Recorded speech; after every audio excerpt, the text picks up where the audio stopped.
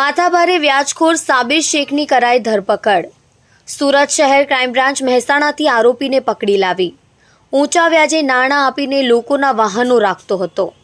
વ્યાજખોર સાબિરના ત્રાસથી એક વ્યક્તિએ આત્મહત્યા પણ કરી હતી। પોલીસે 6 થી વધુ વાહનો કબજે કર્યા। બીજા કેટલાક લોકો તેના વ્યાજના ચક્રમાં ફસાયા છે તેની તપાસ હાથ ધરાઈ। મૈધરપુરા પોલીસ સ્ટેશન વિસ્તારમાં ગઈ તારીખ 22/11/2024 રોજ એક ગુલામભાઈ ખ્વાજા મિયા ઇસ્માઇલભાઈ શેખે પોતાની આર્થિક પરિસ્થિતિ કંટાળીને ઊંચા વ્યાજે લોકો પાસેથી પૈસા લીધા હોય એના કારણે એમને દવા પીને આત્મહત્યા કરવાની કોશિશ કરી હતી અને એ સારવાર દરમિયાન એમનું મૃત્યુ નીપજ્યું હતું।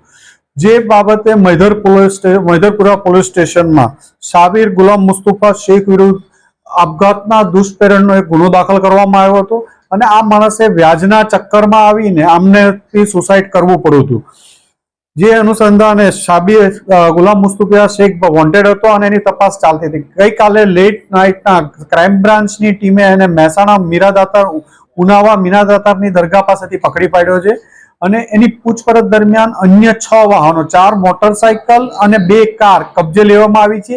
જે અલગ અલગ લોકો પાસેથી પ્રાથમિક દ્રષ્ટિએ વ્યાજની સામે પૈસા જે ધિરાણ કર્યું એની સામે અવેજમાં રાખેલી હોય એવી ગાડીઓ હોવાનું ધ્યાનમાં આવ્યું છે। આ હિસાબને પકડી વધુ કેટલા લોકોને વ્યાજે પૈસા આપતા હતા, ખૂબ ઊંચા વ્યાજા દરે આ લોકો પાસેથી વ્યાજ વસૂલતા હોવાની પણ એક પ્રાથમિક માહિતી મળી છે। એટલે આના ચક્કરમાં કેટલા આના વ્યાજના ચક્કરમાં લોકો ફસાયેલા છે એની એક તપાસ ચાલે છે અને આ માણસે સુસાઇડ કર્યું છે તો એને કેટલા ટાઈમથી એની પાસેથી પૈસા લીધેલા હતા, કેટલું વ્યાજ ચૂકવી શક્યા છે એ બાબતે પણ તપાસ કરી રહ્યા છીએ। ટોટલ કેટલી ગાડી આપણે કબજે કરી છે?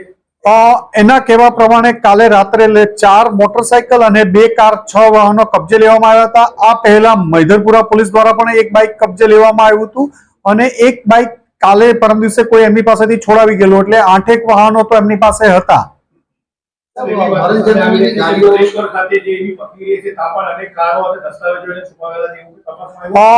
પોલીસે એમના ઘરે કાલે પણ સર્ચ કરેલું હતું પણ એમના ઘરે તેવા કોઈ દસ્તાવેજો કે એવું મળી નથી આવ્યું, પણ હવે એને તપાસ રિમાન્ડ દરમિયાન અને એની પોલીસ કસ્ટડી દરમિયાન એની અલગ અલગ માહિતી કઢાવવા માટે પ્રયત્ન કરી રહ્યા છે।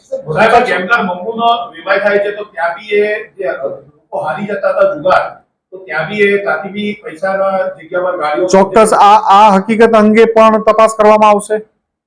ઘણા લોકો એના વ્યાજના ચક્કરમાં ફસાવેલા છે એ ખરી વાત છે, કારણ કે એની પાસેથી 6 વાહનો તો એમને પોલીસની ત્યાંથી જ્યારે મીરા ઉનાદાતાની દરગાહથી પકડવામાં આવ્યું અને પ્રાથમિક પૂછપરછ દરમિયાન જ એને 6 થી 8 વાહનોની કબૂલાત કરી હતી, એમાં જે 6 કબજે લેવામાં આવ્યા છે।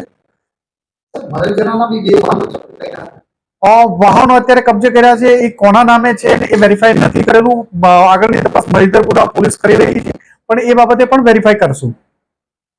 પણ એક બીજી લોકોને અપીલ છે કે આના વ્યાજના ચક્કરમાં કોઈ પણ લોકો ફસાયેલા હોય તો પોલીસનો સંપર્ક કરજો, તો પોલીસ એની વિરુદ્ધ કાયદેસરની કાર્યવાહી કરી શકે।